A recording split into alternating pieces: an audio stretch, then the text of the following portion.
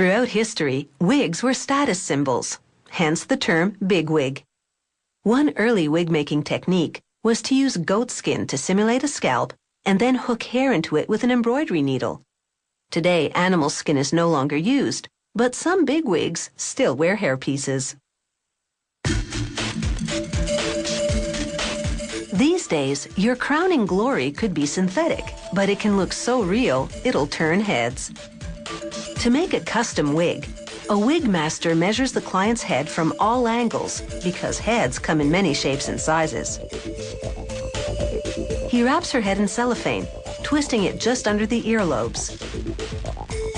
Next, he sticks filament tape all over the cellophane wrap. He layers it 4 times to make a cast. He lifts the tape and cellophane cast from her head and places it on a wig block, a head shape made of canvas or wood. Using a grease pencil, he traces around the cast, making a pattern of the client's hairline on the wig block. The wig master then cuts pieces of plain blue paper. He pins it on the wig block within the pattern lines.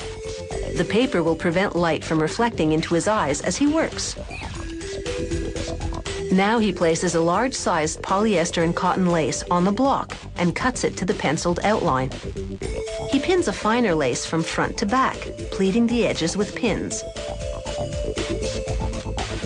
He pulls open a drawer full of real and fake hair, and it's hard to tell the difference between them.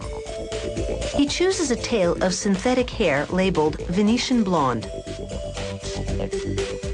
Pieces of pink and orange synthetic hair will be blended into the Venetian blonde tresses to create dramatic highlights.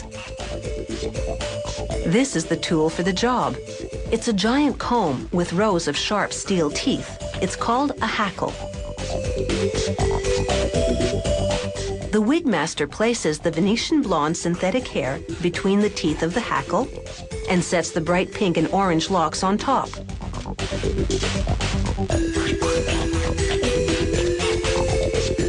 Now he repeatedly drags the hair through the hackle.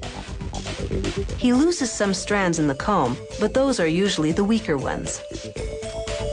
This is called hackling, and the action gets progressively more vigorous. He twists and twirls the tail as he pulls it through the hackle. This is actually dangerous work. One wrong move, and he could pierce his hand on the barbed comb.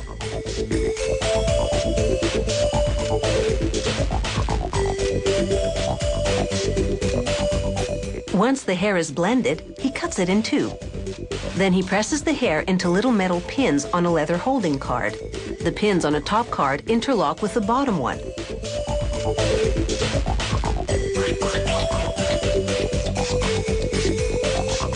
He pulls hair out of the holding cards a few strands at a time. With a small needle that looks like a fishing hook, he knots the strands into the lace, beginning at the nape. This is called ventilating. It's very similar to rug hooking. In fact, it may be why toupees are often referred to as rugs. Ventilating is labor-intensive. He spends a minimum of 50 hours knotting the thousands of strands that it takes to make a wig.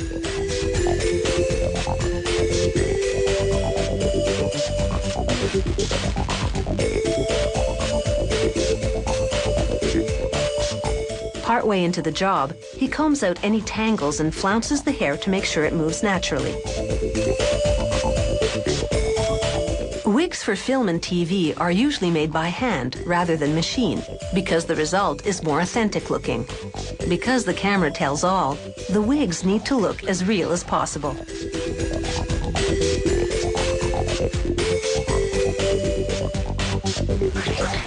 He weaves the front of the wig 1 strand at a time because the front hairline always gets the most scrutiny.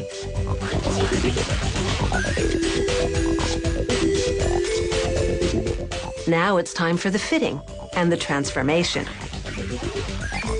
The wig needs a little styling,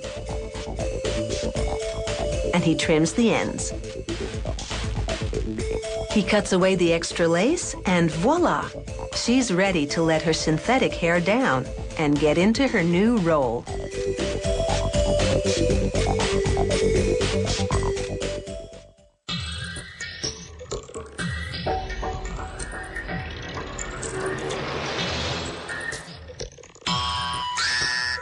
If you have any comments about the show, or if you'd like to suggest topics for future shows, drop us a line at www.howitismade.net.